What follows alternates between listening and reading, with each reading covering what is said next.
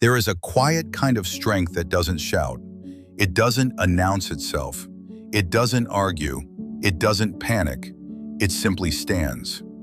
Marcus Aurelius ruled the most powerful empire on earth. Armies moved at his command. Nations bowed before him. Yet when you read his private writings, you don't hear a conqueror. You hear a man trying to control his temper. A man reminding himself not to be distracted. A man telling himself to stay calm when insulted. A man training his own mind like a disciplined soldier. He wasn't writing for applause.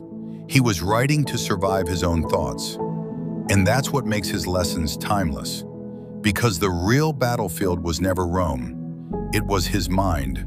And today, it's yours. Let's walk through the mindset that made an emperor unshakable and how you can build the same mental strength in your own life. The first shift Marcus made was understanding that you don't control events. You control your response. That's it.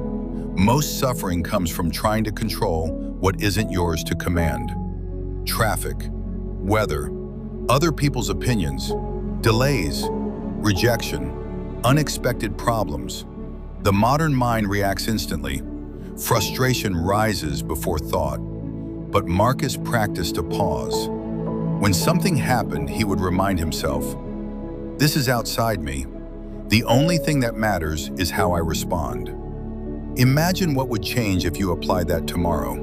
When someone criticizes you, instead of defending yourself immediately, you pause. When plans fall apart, instead of spiraling, you breathe. You ask yourself, what part of this is actually mine? You can't control the event, but you can control your interpretation. That single shift alone builds mental strength. Because calm isn't something that happens to you, it's something you decide. Marcus understood something even deeper. Events are neutral. Your judgment gives them power. If someone ignores your message, is it disrespect? Or are they busy? If you fail an opportunity, is it humiliation? Or is it redirection? Your mind labels things instantly, but those labels aren't reality, they're interpretation. He trained himself to question his first reaction. You can practice this in simple ways. The next time something irritates you, mentally say, "This is just an event. My judgment is optional." Watch how your emotions soften. You'll realize how much unnecessary suffering is created by interpretation alone. That awareness is power. Another lesson Marcus returned to often was this: you could leave life right now. That may sound dark, it's not. It's clarifying. He reminded himself of mortality not to feel fear, but to sharpen focus. When you truly remember life is limited, petty arguments lose weight. Ego shrinks. Procrastination becomes embarrassing. Ask yourself honestly, if today was your last full day, would you waste it worrying about someone's opinion? Would you scroll endlessly? Would you hold grudges? Probably not. Mortality creates urgency, but not frantic urgency, purposeful urgency. It teaches you to speak truth, to act with integrity, to stop delaying the life you want. You don't need to obsess over death. Just remember, time is not guaranteed. That awareness alone can change how you live tomorrow. Marcus also understood the danger of distraction. Even as emperor, he had endless responsibilities. Yet he constantly reminded himself not to scatter his attention. "Concentrate every minute," he wrote. "Your mind today is under attack. Notifications, messages, content, noise." Mental weakness often isn't emotional. It's scattered focus. Strength requires depth. Try this. Choose one task tomorrow and give it undivided attention for 30 minutes. No phone, no switching, no checking. You will feel resistance. That resistance is the training. Marcus trained his mind like that daily, not because it was easy, but because discipline creates freedom.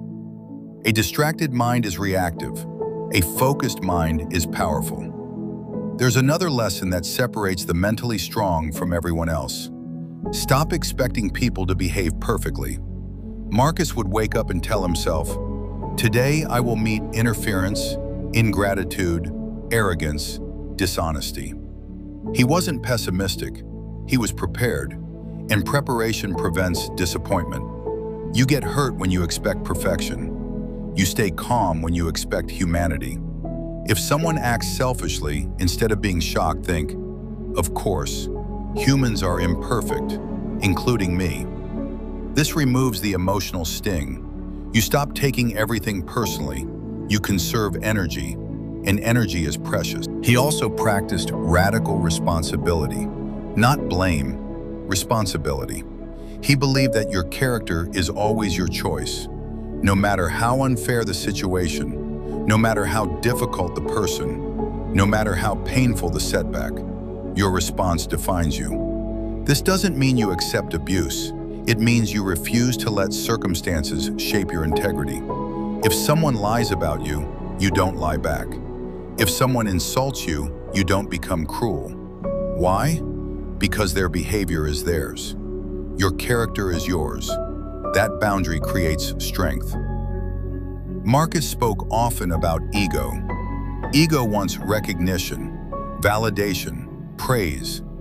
But he constantly reminded himself how small he was in the vastness of time. Think about it. Thousands of generations live before you. Thousands will come after. The argument you're replaying in your mind, it won't matter in 50 years. The embarrassment you can't stop thinking about, gone in time. When you zoom out, your problems shrink. Try this exercise. When something feels overwhelming, imagine looking at your life from 100 years in the future. Does this moment still matter? Perspective dissolves panic. He also practiced acceptance without passivity. There's a difference. Acceptance means recognizing reality. Passivity means doing nothing. If it rains, you accept that it's raining, then you carry an umbrella. If you lose a job, you accept it happened, then you improve your skills. Resistance wastes energy. Action channels it. Many people confuse complaining with effort. They are not the same. Marcus would say, "Focus on what can be done now." That question alone can shift your mindset. Instead of asking, "Why is this happening to me?" ask, "What can I do next?" That is how you move forward without bitterness. One of his most powerful lessons is about inner dialogue. You are always speaking to yourself. The question is, what are you saying?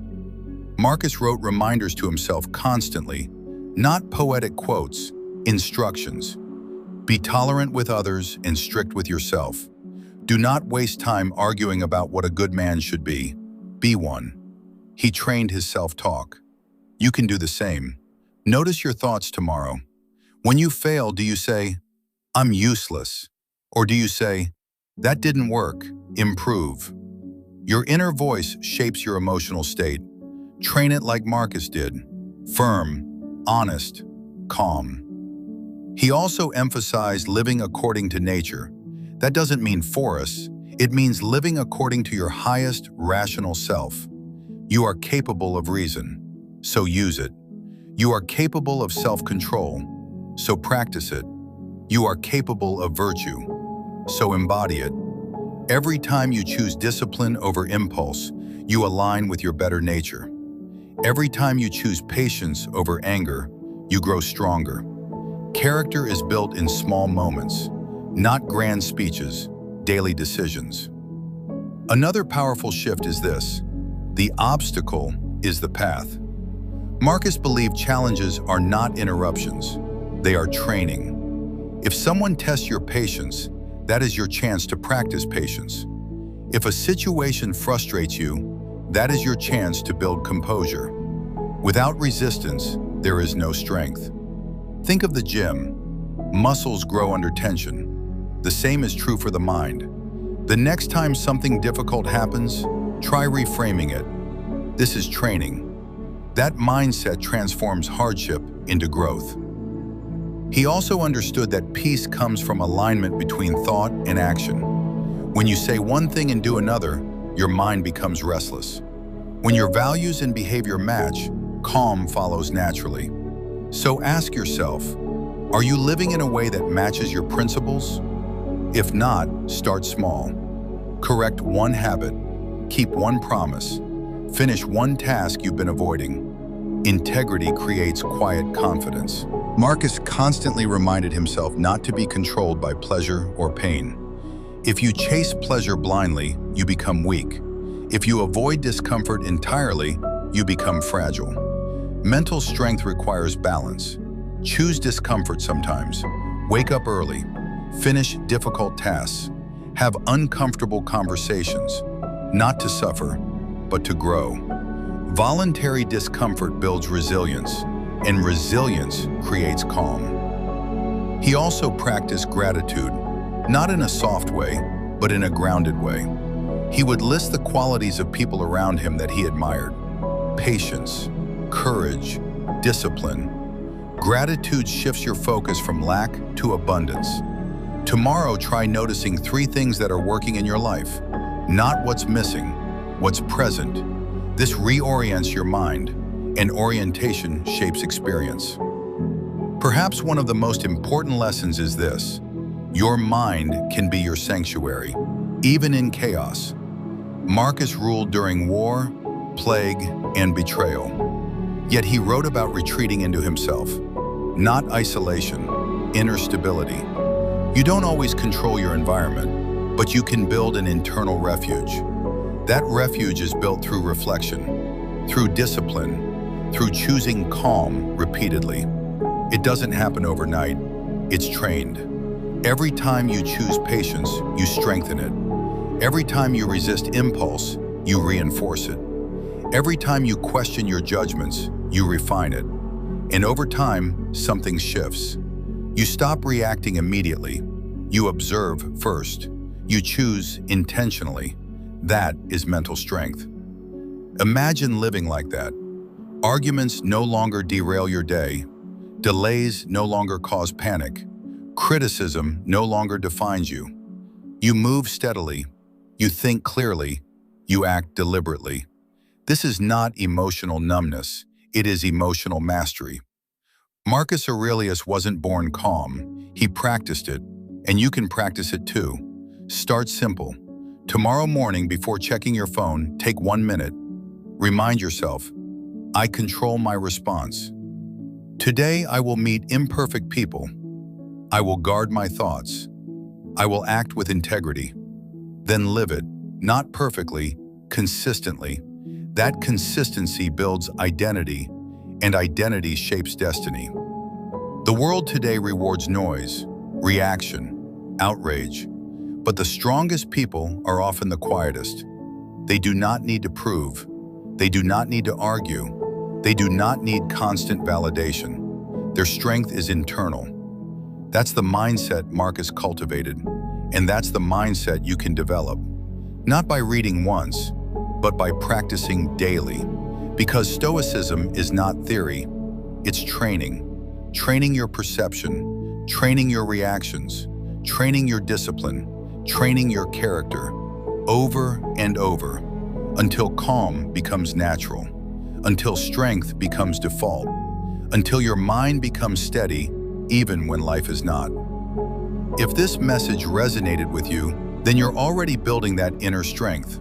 This channel, Inner Compass, exists for one reason: to help you develop a mind that does not collapse under pressure, a mind that chooses clarity over chaos, discipline over distraction, purpose over impulse. If you want to continue building that inner foundation, subscribe and join this journey. And before you leave, reflect on this. What is one reaction you will control differently tomorrow? Start there. That's how strength begins. Quietly, internally, deliberately, and over time, it changes everything.